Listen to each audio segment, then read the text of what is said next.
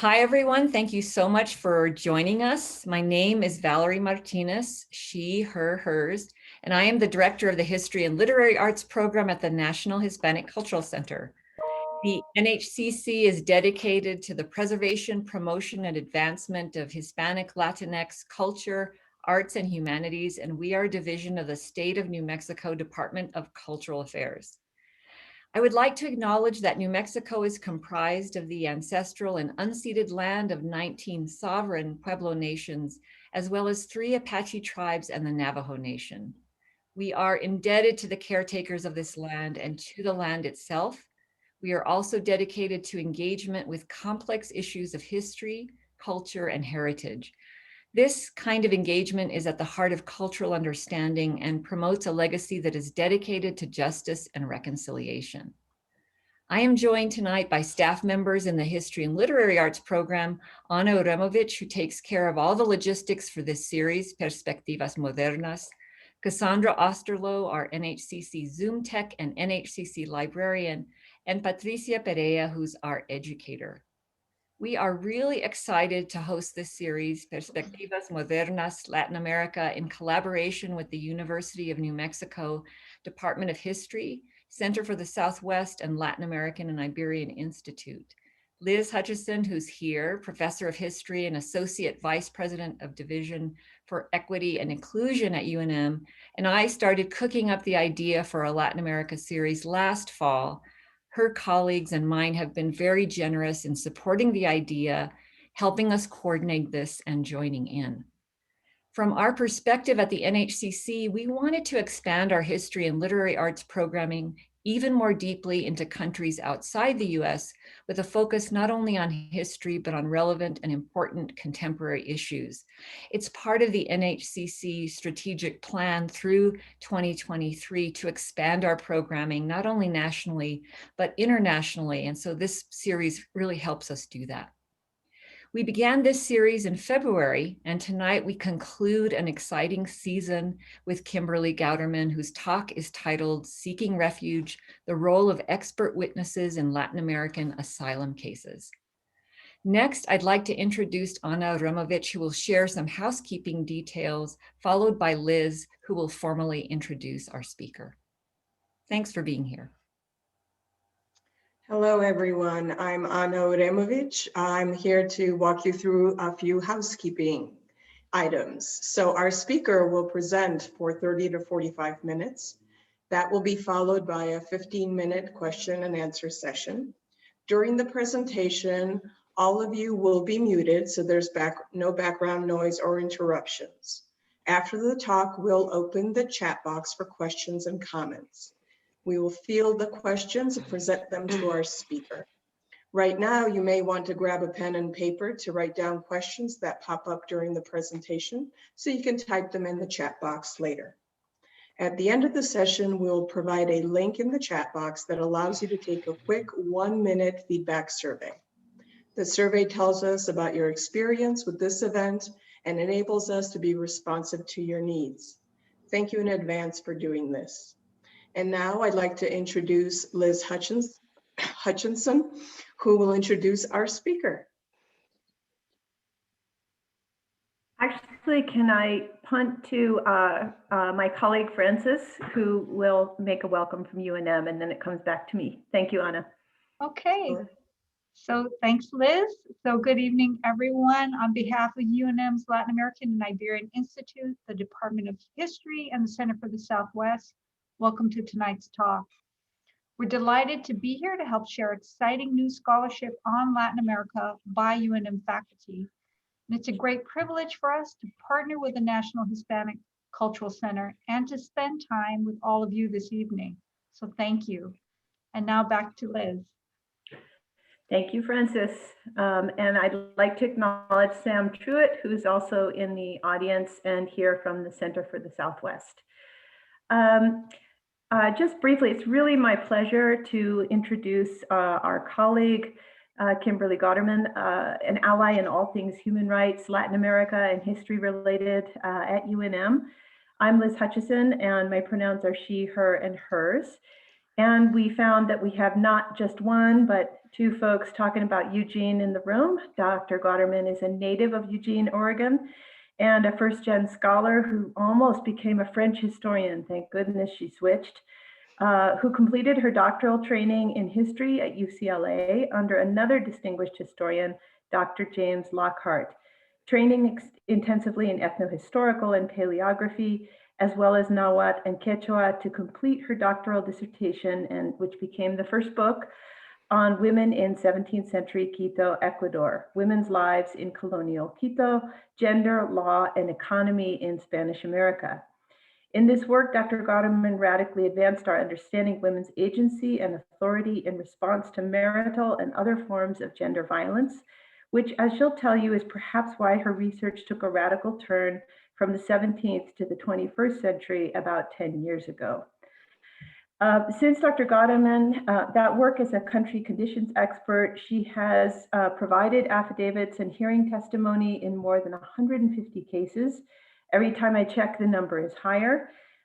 These cases concern domestic violence, gender-based and sexual violence, LGBTQ status, HIV status, gang violence, and indigeneity.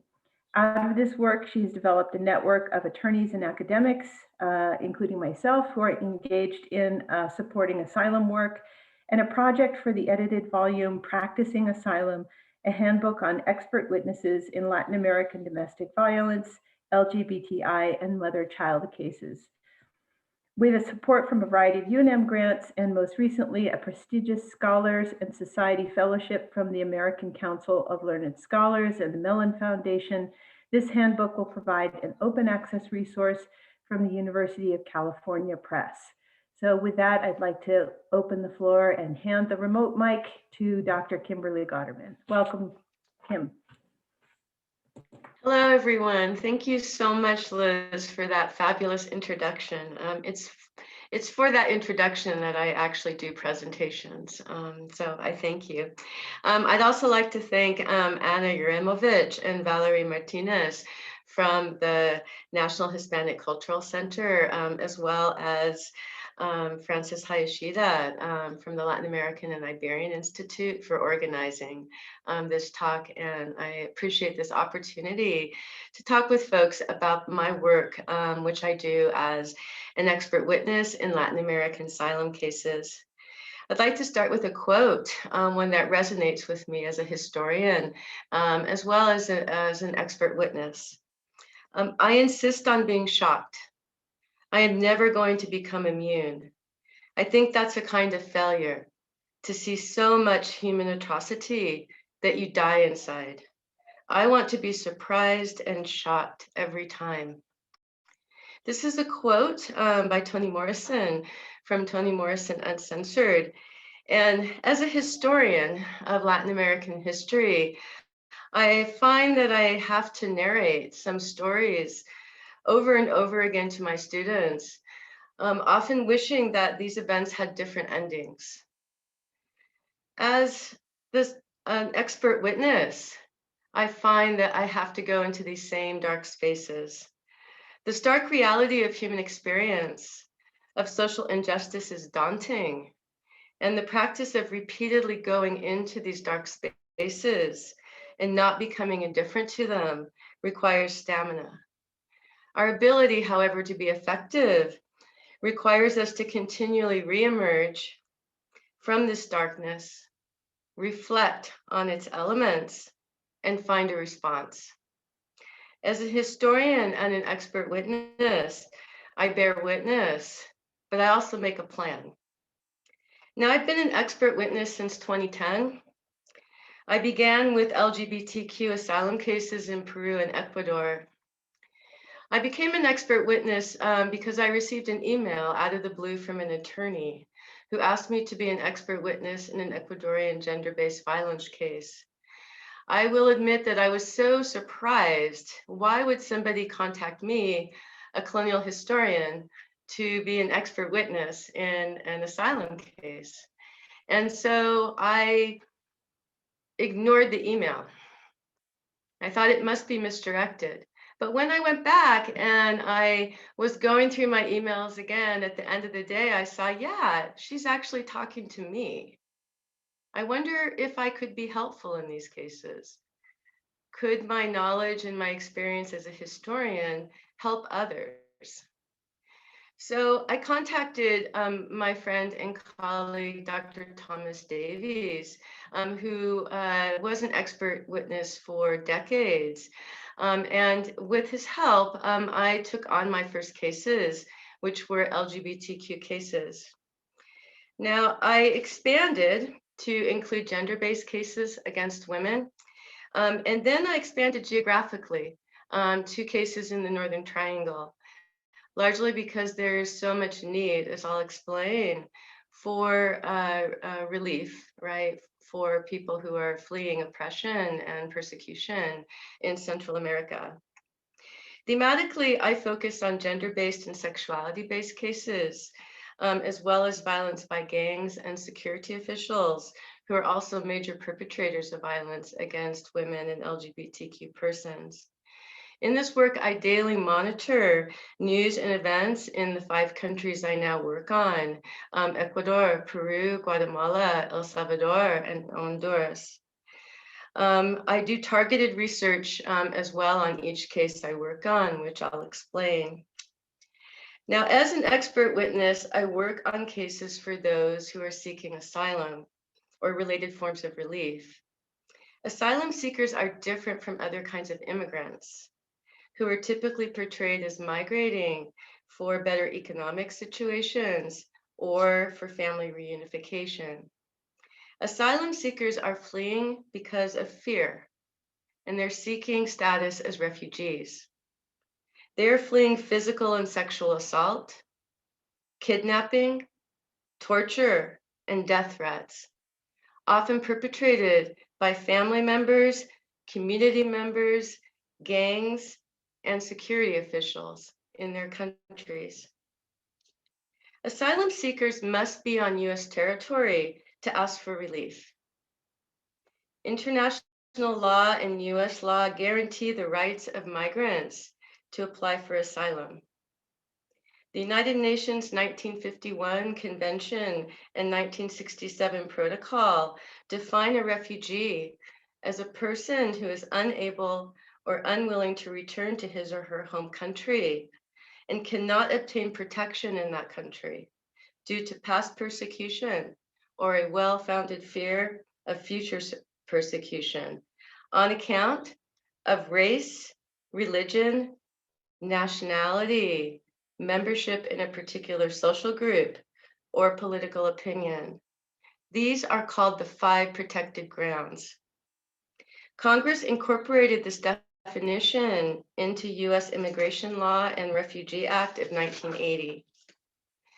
As a signatory to the 1967 Protocol and through U.S. immigration law, the United States has legal obligations to provide protection to those who qualify as refugees. It is not illegal to present oneself to our border and make a request for protection. You may apply for asylum regardless of your legal status. Now, I'm going to talk a little bit about the mechanics of asylum. Now, while our former president frequently called the asylum system a sham, the standards for asylum are very narrow and they're difficult to navigate.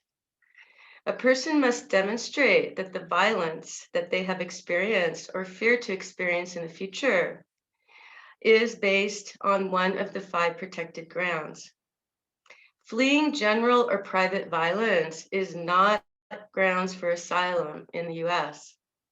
Applicants must show that the perpetrator persecuted them because of their group identity, not because of personal animosity or civil strife. Connecting violence to a protected ground is called nexus, which is to establish a connection between the grounds that you're claiming and the persecution. Now, because I work on gender-based and sexuality-based cases, the grounds of protection I normally am working with is called the particular social group, the PSG. It's a newer ground of protection, And in this form of protection, one has to show that the individual is part of a group, right, is perceived as a member of a group, and then is targeted for violence because of their membership in that group. Now, the difficulty in connecting and establishing a particular social group and connecting it to nexus is especially difficult for women who are fleeing gender-based violence. While judges regularly agree that the levels of violence some women have experienced is extreme, and in fact rises to the level of persecution, they deny women relief because they view gender-based violence as private crime and therefore not connected to a protected ground. This is despite the fact that women are a visible sector that is often singled out for specific types of violence, including femicide, the murder of women because she is a woman. Guatemala, for example, has a femicide rate 3 times the global average. Femicide now figures as the 3rd most common crime resulting in death in that country, after manslaughter and murder. However, according to researchers, fewer than 2% of these cases have resulted in the arrest or the conviction of the perpetrators. You can kill a woman in Guatemala and almost be guaranteed that you will face no consequences.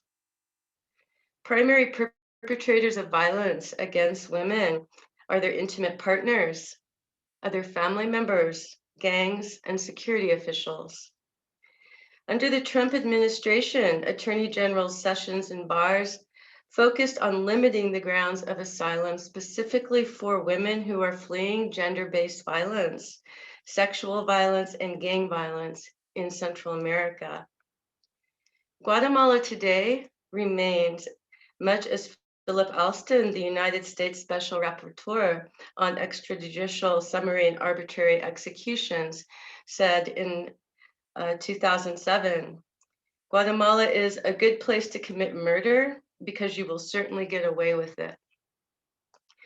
Now, as an example of the difficulty that women face is the very infamous case of Rodrigo Alvarado.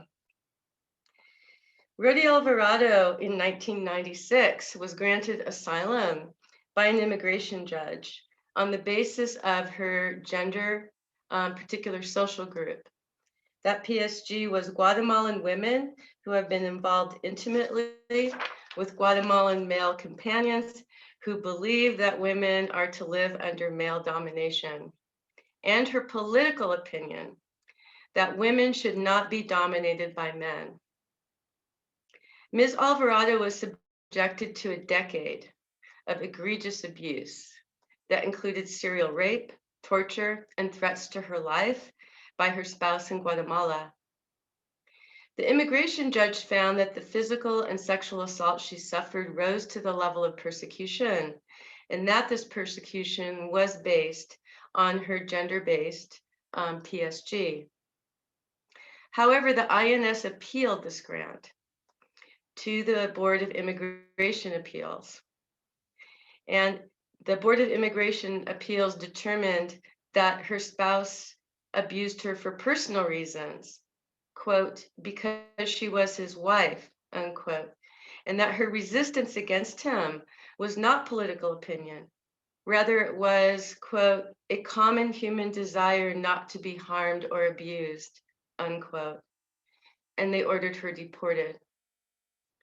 After a 14-year legal battle, Ms. Alvarado was finally granted asylum in 2009.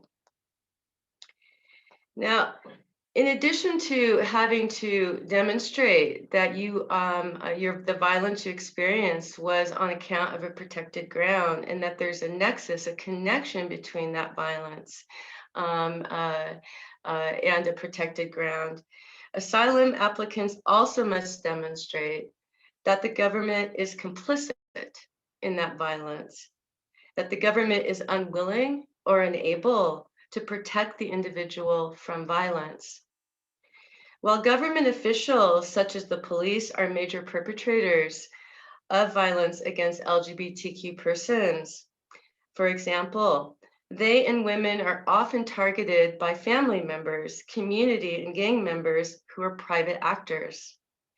However, governments may still be held responsible because governmental officials are corrupt and inept. The judicial system may be corrupt and ineffective, and there may be a lack of political will to protect specific sectors of the population, such as women and LGBTQ persons. Applicants also need to demonstrate that they can't relocate within their countries to avoid violence, either because the violence they fear is widespread or because the perpetrator has the capacity to locate them anywhere in the country. Now, in some countries, for example, homophobia and transphobia are widespread, and there would be no place of safety for those perceived as gender nonconforming. As another example, for those targeted by gang members, in the Northern Triangle, gangs have territorial control and efficient networks with which they can find individuals anywhere in their country. Now, despite the complexity of the asylum system, that an individual needs to show that they have a protected ground, that there is a nexus between the violence and that protected ground, that the government is complicit in not protecting them from the violence, and that they can't relocate within the country, most asylum seekers do not have representation, and they navigate this system alone. And this is true even for children. According to Judge Weil, who was proffered as an expert witness by the Obama administration in a case brought by the ACLU that asked that children receive representation in their immigration hearings, Judge Weil said, quote, "I have trained 3-year-olds and 4-year-olds in immigration law. You can do a fair hearing," unquote. The government offered him as an expert witness deposition to the court in January 2016 to support the government's position that attorneys should not be mandatory for children in use in immigration court. Now, the population that we are seeing at our border who are asking for asylum has indeed shifted in the last years. The scale and severity of violence in Latin America and Central America in particular has grown in the last decade, exacerbated by social and legal norms that subordinate and disempower specific groups, such as women, children, and LGBTQ persons, by gangs that exercise territorial control and infiltrate security forces, and by weak governmental institutions and corrupted officials. This deepening violence and the lack of state protection has forced new populations to flee their homes and seek safety at the US border. The 2014 surge of mothers and children and unaccompanied minors, originating predominantly from the Northern Triangle, marked a demographic shift at the US-Mexico border that has only continued to intensify. Accounting for 29% of US Southwest border apprehensions in 2014, family members and unaccompanied children accounted for almost 50% of apprehensions in 2018. In November of fiscal year 2019, more Guatemalans and Hondurans were apprehended at the southern border than Mexicans. For the first time, any other country had exceeded the number of Mexican nationals apprehended at our border. Policies of the last administration specifically targeted these asylum seekers from the Northern Triangle. The migrant protection protocols enacted by the Trump administration in 2019 and no longer in effect, deported over 70,000 asylum seekers, removing them to Mexico to await a hearing with an immigration judge. The Migrant Protection Protocol was uniquely applied to Latin American asylum seekers, and only 4.1% of those seekers who attended immigration hearings were granted asylum. This policy, the Migrant Protection Protocol, followed another directive by the Trump administration that singled out asylum seekers at the southern border.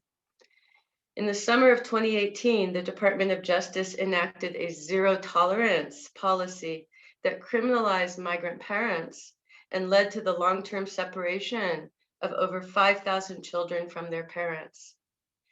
According to Trump officials, the goal of this policy was to specifically deter mothers from seeking asylum at the Mexican border.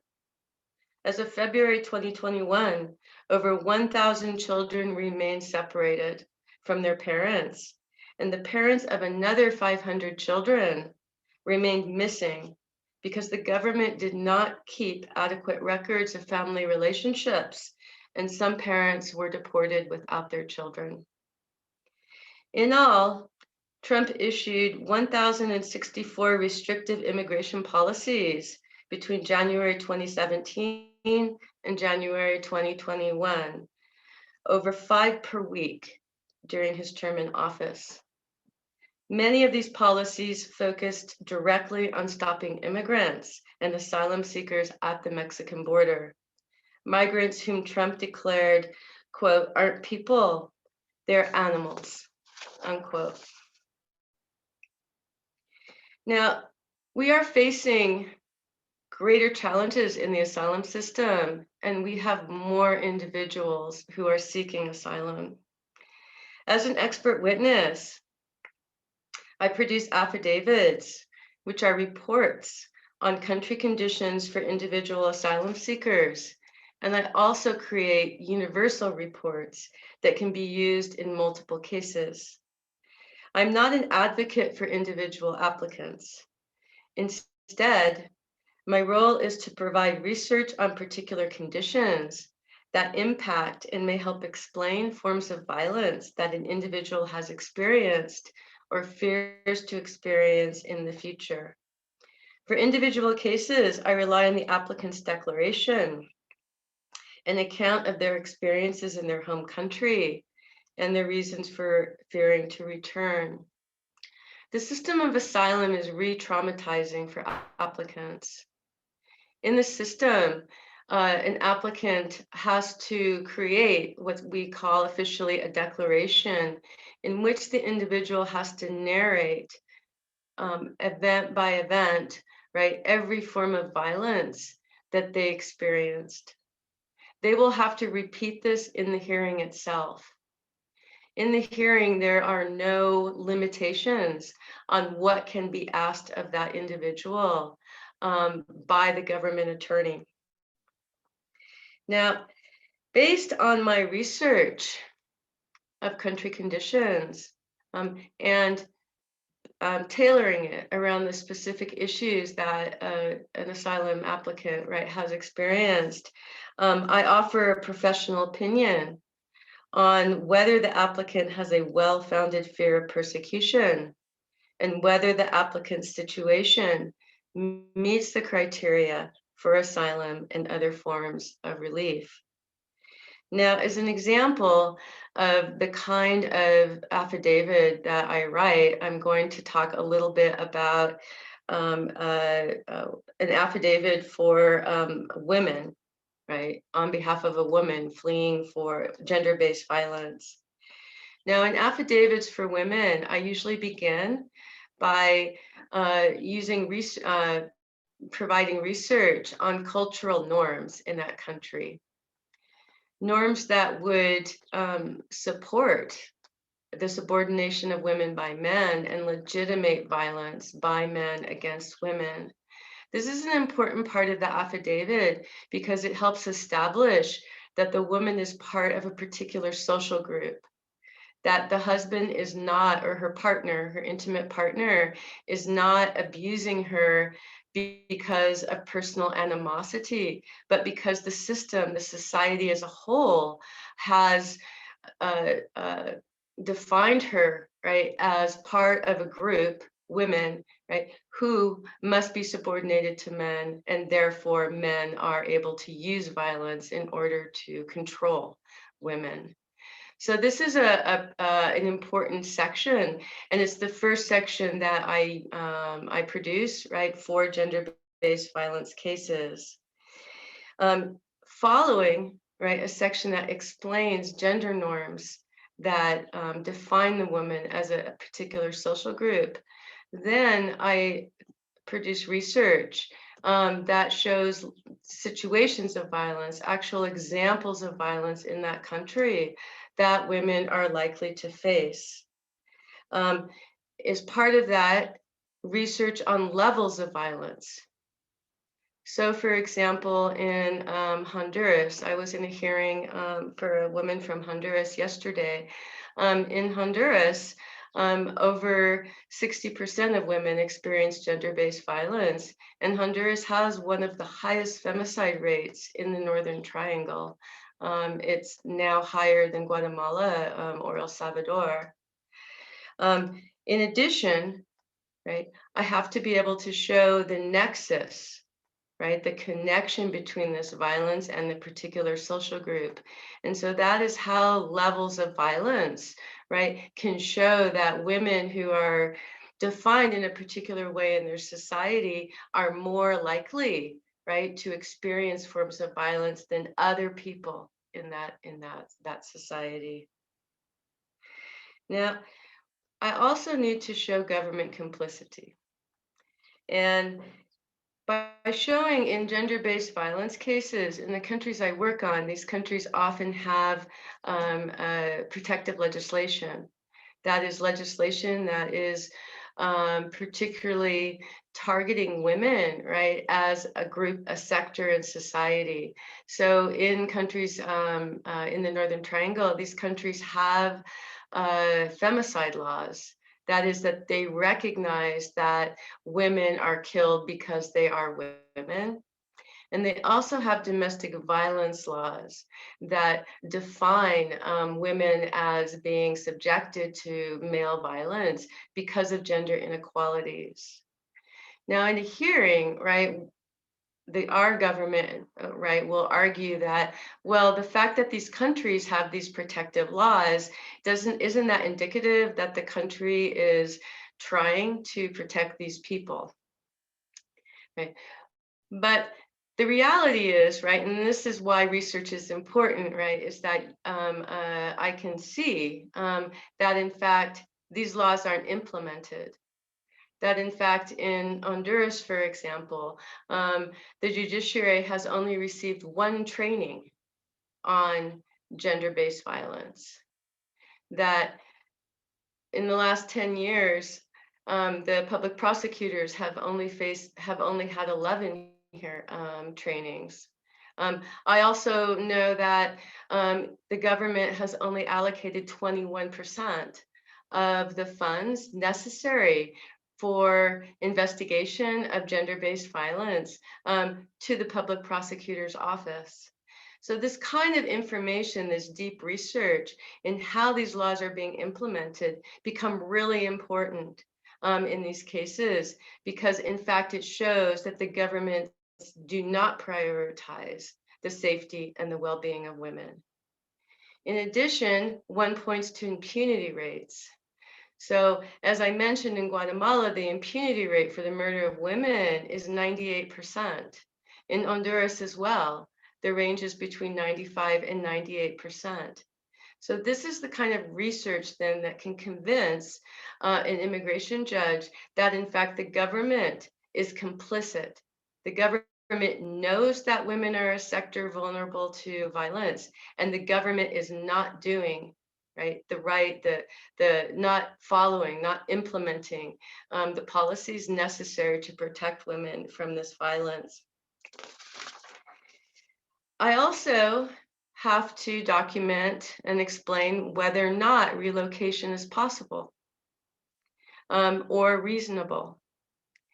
So in a gender-based violence case, it can depend on whether or not the woman is targeted by a gang member or an individual perpetrator. Excuse me,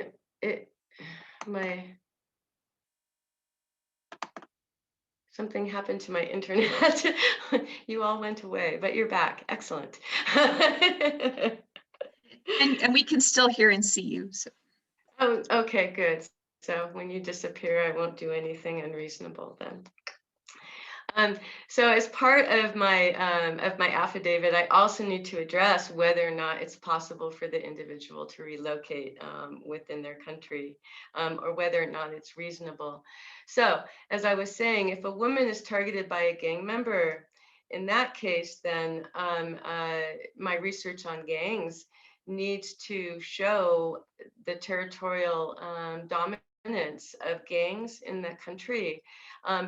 Also, whether or not the gangs have infiltrated security forces in that country, and whether or not gangs are involved in the politics, right, of a particular country. Because gangs do have territorial control in these countries. They're often viewed as a parallel state, that in fact, they control the use of lethal violence in these countries. And therefore, it's possible to argue that if a woman has been targeted by a gang member, then it is likely that gang would be able to locate her anywhere in the country. If a woman is targeted by an individual perpetrator, right, then one needs to do additional research to find out, right, would that individual be able to find her wherever she went in the country. Sometimes this is difficult to do, but in a recent case, a woman was a rape survivor and had a child. And through research, I was able to determine that in El Salvador, where she was from, in El Salvador, there are no, a rapist has custody rights of the woman's child. And so I was able to find that legislation and refer to it in my affidavit to show that legally the rapist who continued to threaten her would be able to find her anywhere in that country.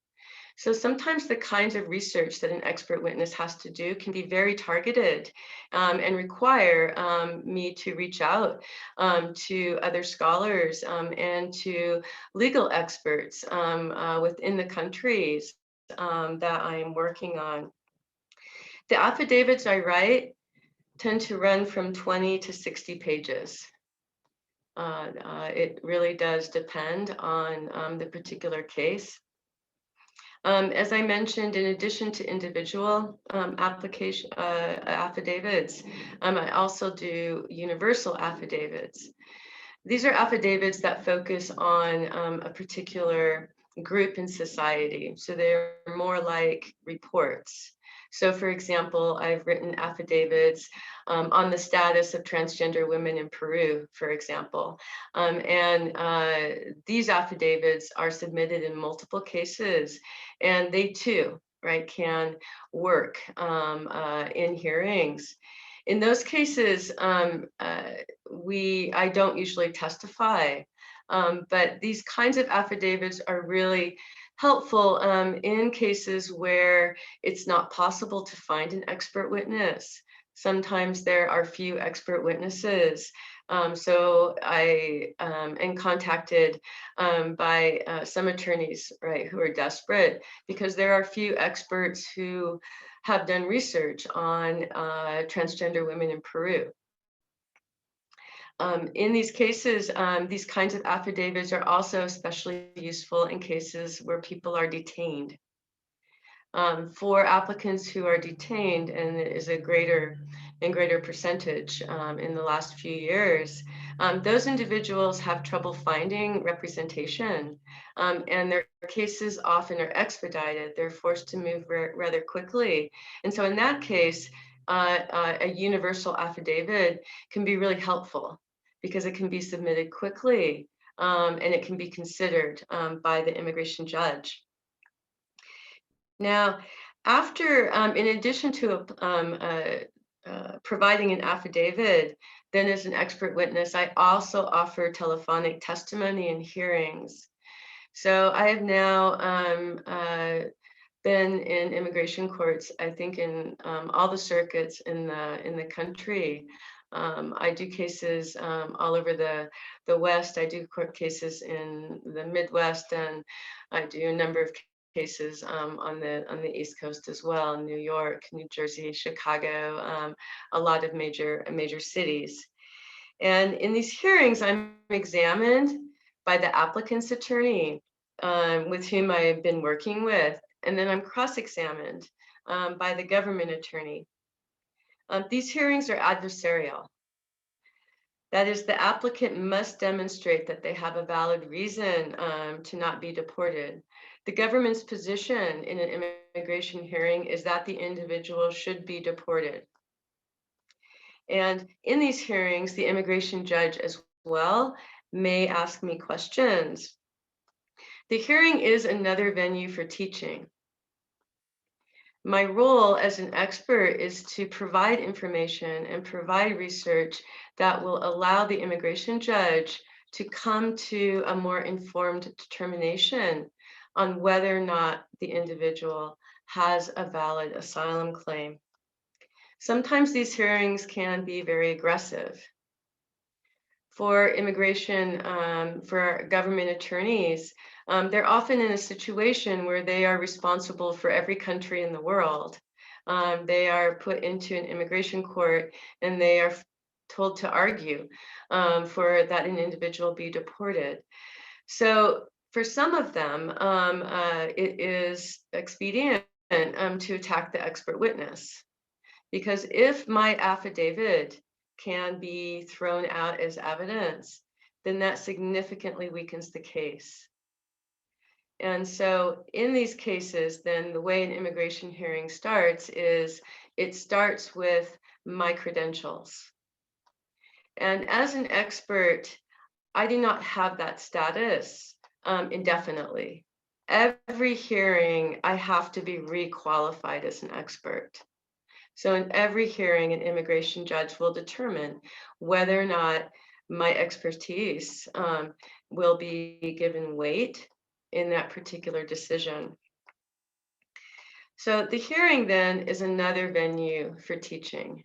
It's an opportunity to educate the judge and an opportunity to educate the government attorney on the conditions in that country that would make it unsafe for the individual to be returned. Now, as an example of this as a teaching incident, is a hearing I had in Chicago, which was for a transgender woman from El Salvador. And in that hearing, I was asked by the judge to explain what a transgender woman was. Does her body have to match her gender identity? And I explained, no, it does not have to do that. And I explained the difficulties, right? The dangers of being a transgender woman in El Salvador, right? Including the information that transgender women in El Salvador have a lifespan of, an average lifespan of 35 years, less than half of the general population. Well, the judge granted asylum in that case. And then I was in front of that judge again for a different case. This was a transgender woman from Guatemala. And I was waiting to testify. And my attorney, the attorney that I was working with, called me and said, gosh, this has never happened before. You won't believe what happened. I said, what? He said, well, right, we went through the testimony of the applicant, and then the judge said, oh, I see you have Dr. Gotterman as your expert witness. And he said, I would love to talk with Dr. Gotterman, but I think it will be faster if I just grant asylum.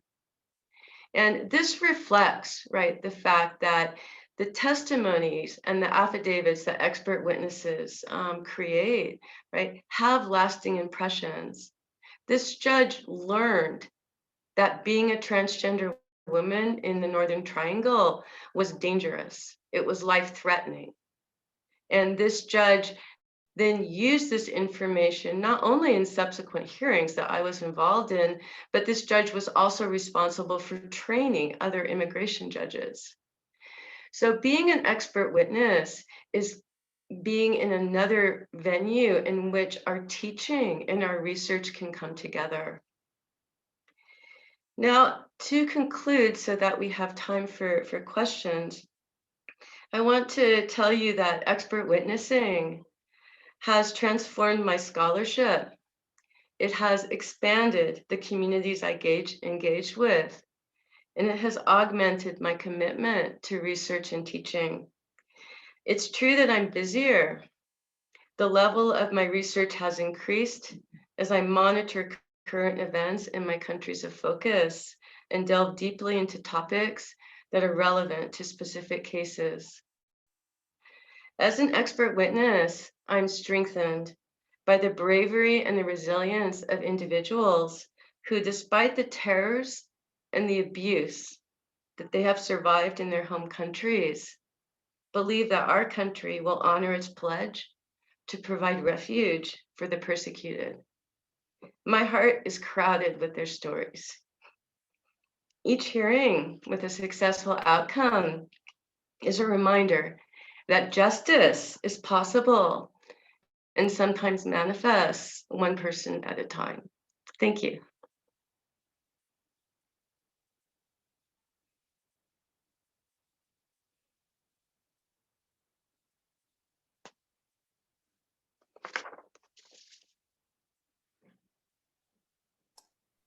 Thank you, Kim. Sorry, I had a moment there of trying to unmute myself, but thank you so much. And I'm just gonna, the chat is opened up, I think now, if you have questions.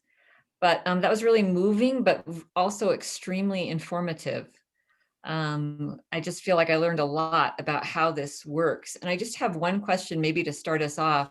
So you talked about one of the causes being when the gangs are very powerful and you have weak governmental institutions. Do you have an example of a country that's made progress with that, that's actually turned that around? I noticed that you didn't mention Mexico, and maybe just you don't work there, but so I just, because it's kind of a root cause, is there an example of a country that's made progress with that, which would make a difference, yeah, for the people that you serve as a witness for? Yeah, there has not been progress in the Northern Triangle. I do not focus on Mexico as an expert witness. But I'm glad you brought up gangs. It was something I had considered talking about in more depth in this talk. The gangs that are primary perpetrators are the MS-13 and M18, right, in the Northern Triangle. And these gangs began in the United States, in Los Angeles. Easter eggs. So these gangs, sorry, these gangs in the Northern Triangle, right, were transplanted from Los Angeles to the Northern Triangle in 1996 because the U.S. immigration law allowed the federal government to strip foreign-born residents of their citizenship and deport them to their countries of origin if they were sentenced to a year or more in jail. Approximately 20,000 people were repatriated to the Northern Triangle between 2000 and 2004. And that is the beginning of our gang violence in the Northern Triangle. And since then, it has only gotten worse. So now we know, right, that gangs in El Salvador, for example, are political actors. The current president of El Salvador negotiates with gangs in order to keep murder rates low and to promote, right, the election of his party. So gangs have not only increased in numbers in the Northern Triangle, they have increased in terms of their influence politically and their territorial control. gangs used to be only in the main urban centers, but in El Salvador today, gangs are in every single department of that country. So there is no sign, right, at this point that gangs have lost any power. And in fact, under COVID, gangs have gained more power because they have, the governments in the Northern Triangle have been largely absent. And so gangs in El Salvador, for example, actually enforce curfews. There are videos of them beating people with bats. COVID-19 has actually strengthened gang control in the Northern Triangle. Thanks. So I'm just going to look at the chat now. So Sam has a question. Violence that sets people into motion will be shaped increasingly by climate change. Have there been conversations about ways that climate displacement can become a refugee issue, especially if linked to the protected grounds of refugees through, say, a lens of environmental racism or gendered injustice, and in nations where governments can be seen as complicit in creating the conditions for displacement? Right now, no. There are not these conversations, not because that is not a worthy reason for people to migrate, but because we are already facing so many challenges in the asylum system. But where climate change can become part of an asylum case right now is that not only must you show that an individual can't relocate, you also, the government needs to show that it's reasonable to ask that person, right, to relocate. So in the hearing yesterday for this woman in Honduras, because of the hurricane in November, right? That is, it's connected to climate change, the fact that we are having these really powerful hurricanes. And that can be used, the repercussions of that, as a reason why it would not be reasonable to deport her to that country. So in asylum cases right now, issues of climate change can come in, right, in this back door, right, as showing that it makes it unreasonable for an individual to be forced back into their home. Thanks. So there's a question from Anne. How has the COVID-19 pandemic changed your work, and how has it affected those who are seeking asylum? Yeah, thank you for that question. COVID-19 has increased the levels of violence, specifically for women and LGBT persons in the Northern Triangle. These countries imposed a curfew, but also stay-at-home orders, which forced individuals who are vulnerable, like LGBTQ persons and women, to stay in their, to stay with often their abusers. Additionally, in El Salvador, for example, they had centers where they confined people against their will, people who they accused of breaking curfew. And in those centers, there's lots of evidence that LGBTQ persons faced a great deal of violence. They were not protected in these centers. So and then additionally, as I've already talked about, gangs also have gained authority in the COVID-19 pandemic crisis in these countries. As an expert witness, it's really impacted the work that I do. Many of the cases that I worked on, the hearings were postponed. And what that means when a hearing is postponed is that one has to, they're often postponed. I have cases that have now been postponed to 2024, for example. So in these cases, then I have to redo all the research. In addition, asylum law can change in the midst of that, and so the case could also have to be just completely reframed. So this creates a great deal of extra work, right, for expert witnesses and attorneys. And in addition, as now that cases are being rescheduled, sometimes there's no time. So the hearing I had yesterday was originally going to be postponed until 2023, but we were able to have it. That hearing that I had yesterday actually started in 2017. So the pandemic has intensified a problem that is really a part of the asylum system, which is that as hearings get detained, it means that individuals, right, are left in limbo. They can't leave the country. For parents, this can be unbearable because you can't bring your children and you can't go see them. In the Trump administration, also there were policies that prevented people who were in the asylum process from working. And so an individual could also be put in a position where they can't support themselves and their family. So having hearings postponed has been really difficult during the pandemic. So Raquel asks, what has been the most challenging case you've had to research?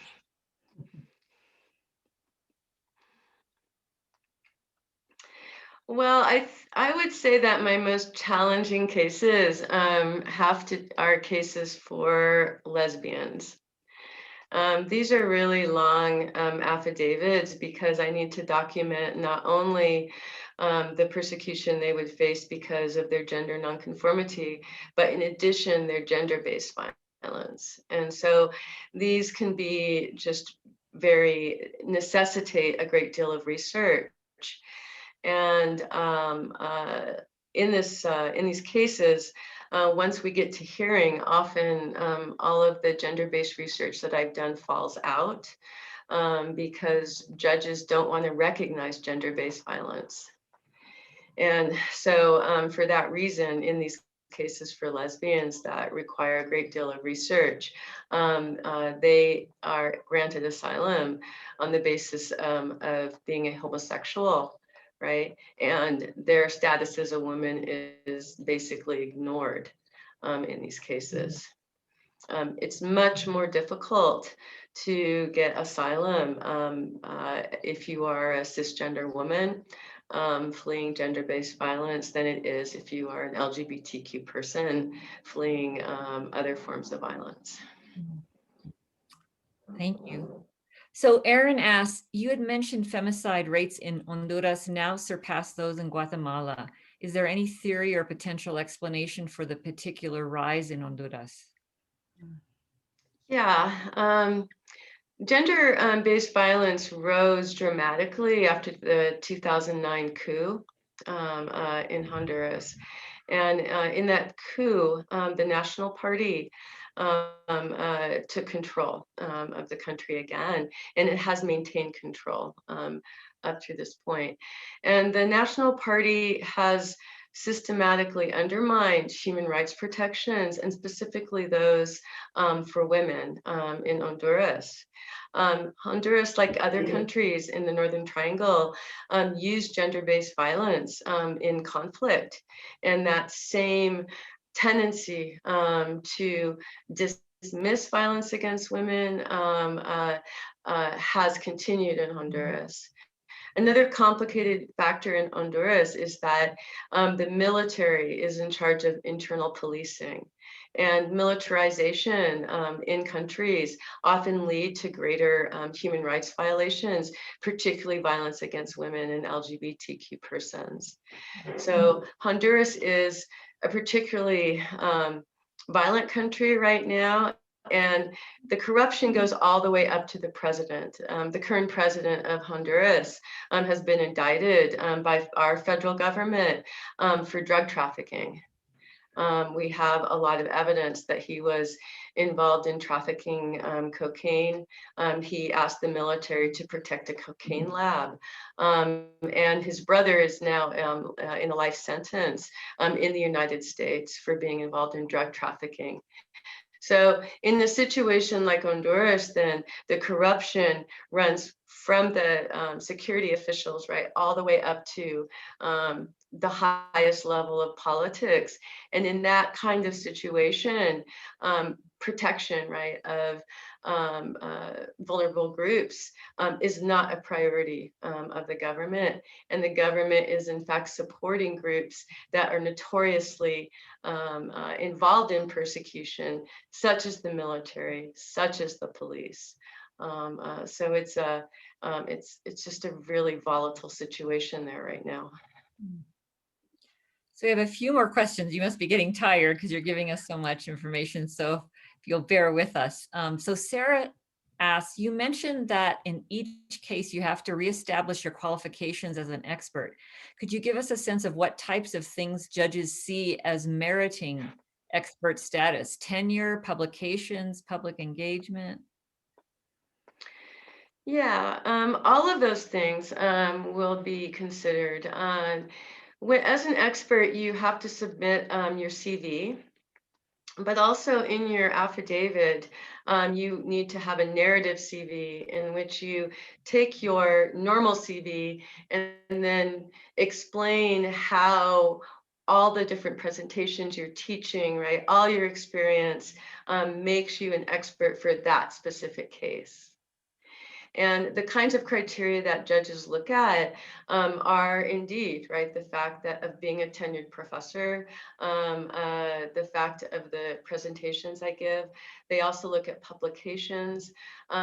They consider, right, whether or not you've been an expert, right, in other cases, although that doesn't determine their decision. And one of the ways, right, that government attorneys challenge me repeatedly when it does happen is that I have not visited, right, all the countries that I work on. And in that case, right, I explain that as a historian, I work with documentation. I work with the written record. And that I'm also an expert on 17th century Ecuador, but I've never actually physically been in 17th century Ecuador. So as a historian, right, our methodology, which relies on written documentation, allows us to work, right, in more countries. And this is distinct from anthropologists, right? Anthropology as a discipline is often based on field research.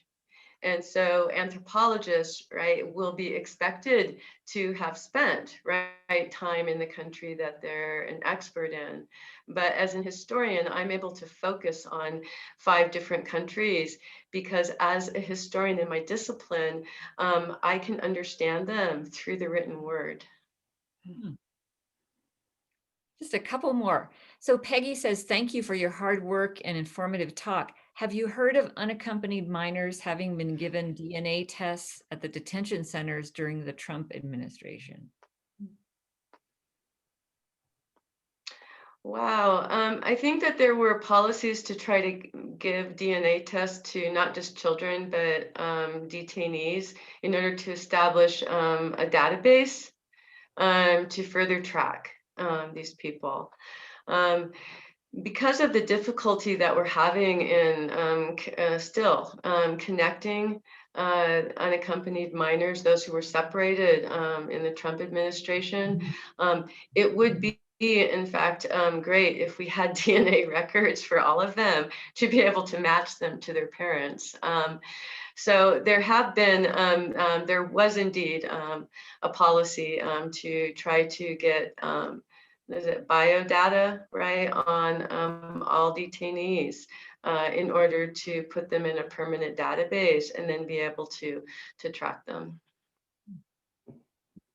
So just one more. So Kim might need to help me. So her comment is, could you please announce this presentation tomorrow at 3? So do you know what's happening tomorrow at 3?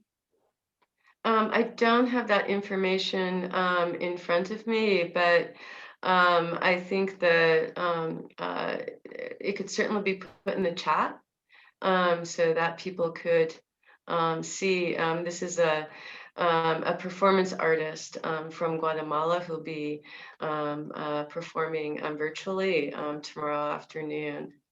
Yeah, and So Kim typed it into the chat, so we have it in there. Excellent. Yeah, excellent. Is there anybody else who wants to? Yes, Liz, I see you. I was waiting to see if this question would come up. Thanks, Kim, for the talk. But I want to ask the floodgate question. I know, because you're a feminist historian and activist, that the focus on gender violence comes from your own research, the focus on sexuality. You have a long trajectory of that work. Can you offer some context to why Jeff Sessions would go after the status of women suffering domestic violence? Like, why target that group of asylum seekers as summarily ineligible for asylum?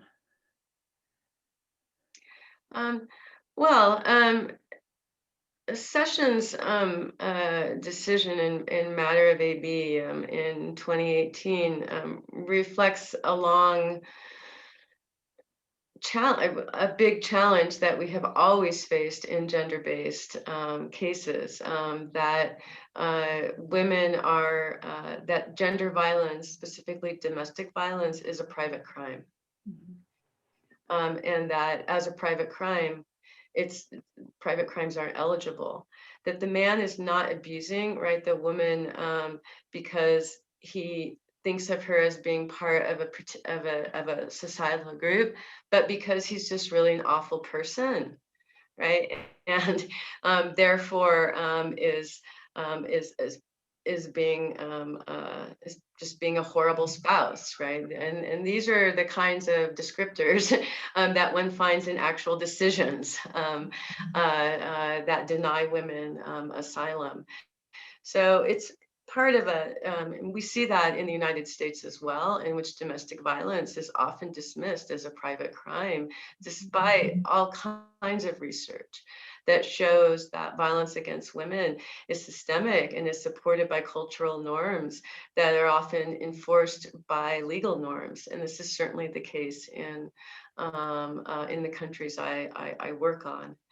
I think Sessions was also responding to the fact that the populations at the border had shifted to women and children, and there was a real effort to limit that population, and building on Obama policies. Right. Obama also responded to the 2014 surge of mothers and children by detaining them, right, in centers that were meant to expedite their deportation. We had such a family detention center here in New Mexico, in Artesia. And the specific goal, according to the Obama administration, was to deter mothers from coming to our border and seeking asylum. So Sessions' decision in 2018 doesn't come out of the blue. It's building on a whole history of presidents, right, who have in fact targeted and tried to limit specifically mothers and children. And that occurred right as more women and children were seeking relief in the United States. I'm a little bit curious about the private crime thing, because it's a crime, right? So I understand that in terms of asylum cases, right? And is the attitude that if it's a private crime, that somehow it needs to be taken care of in one's home country because it's a crime? Yeah, the whole basis of the protected grounds, right, in asylum to begin with, right, to have refugee status, you have to show that your violence is based on one of the protected grounds. But all of the protected grounds really define corporate identity, right, your group membership, so that you as an individual, for example, aren't being persecuted because you are who you are, but because, for example, you're recognized as a Jew, right, in your country, right? Or you're recognized with a particular political opinion, right? That you have a particular political opinion, you're part of a group that has that opinion, and therefore you are persecuted because of that. in asylum, one of the difficulties is that the relief itself relies less on how you identify than on how you're perceived. It's all about perception. And so in asylum, we have to show that someone perceived you as part of a group, either because of your religion or your nationality or your race, right? Or your particular social group. And on that basis, right, that person harmed you or threatened to harm you. Now, because of this, right, you can be protected for an imputed identity. So in some of the cases, right, I've worked on, men who are heterosexual, they identify as heterosexual, right, are perceived as homosexual, and then they are persecuted, right, on the basis of that. So that individual also, right, is eligible for asylum, not because of how they identify, but how they're perceived by others. So asylum is based on the perception of the perpetrator, right? Less than the individual identity, right, of the person who's seeking asylum. Well, thank you so much, Kim. I mean, that was just really, really informative. And thank you so much for the time, for the information, for the work that you do, and for really the apparent compassion that you have still with so much time invested, the very thing that you began with. I think that's really important. So thank you so much. And everybody, if you'd like to unmute and let us hear, or let Kim hear your. Yay. Thank you. Thank you. Gracias. Thank you so much. Thank you. Thank Thank you, you. everybody. Thank you. I appreciate the opportunity to share with you my work. Great to see you. Good night, everyone. Thank you so much for joining us, and have a really good evening.